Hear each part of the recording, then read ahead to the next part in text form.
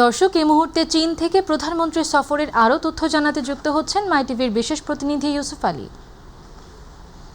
ইউসুফ, প্রধানমন্ত্রীর আজকের কর্মসূচির বিষয়ে আমাদের জানাবেন।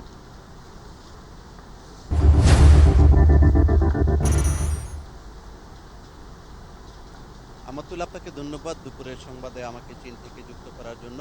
আপনি জানেন যে প্রধানমন্ত্রীর যে 5 দিনের সফর রয়েছে, আজকে প্রধানমন্ত্রী তারেক রহমান দুপুর 3টায় চীনের প্রধানমন্ত্রীর সঙ্গে তার একটি বৈঠক রয়েছে এবং এই বৈঠকে কিন্তু বেশ কিছু গুরুত্বপূর্ণ বিষয়ে আলোচনা হবে এবং যে অন্তত 15টি সমঝোতা স্মারক কিংবা চুক্তি স্বাক্ষর হতে পারে, এই বিষয়গুলো নিয়ে আজকে আলোচনা হবে। সকাল থেকে কিন্তু তিনি ব্যস্ত সময় পার করেছেন, অনেকগুলো বৈঠক করেছেন, অনেকগুলো বহুজাতিক কোম্পানির সঙ্গে বৈঠক করেছেন এবং বাংলাদেশ ইনভেস্টমেন্ট যে ফোরাম সেটির সঙ্গে তিনি বৈঠক করেছেন। তিনি বলেছেন যে বাংলাদেশের যে এখনকার পরিবেশ, সেই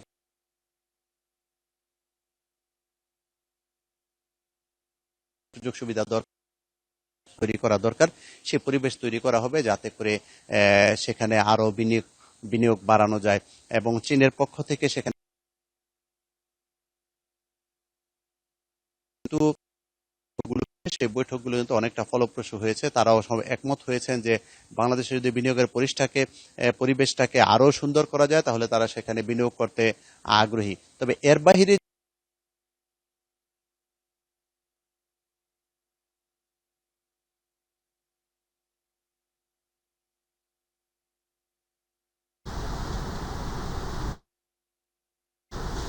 ইউসুফ, আপনাকে ধন্যবাদ। দর্শক, চীন থেকে সরাসরি যুক্ত ছিলেন আমাদের প্রতিনিধি ইউসুফ আলী।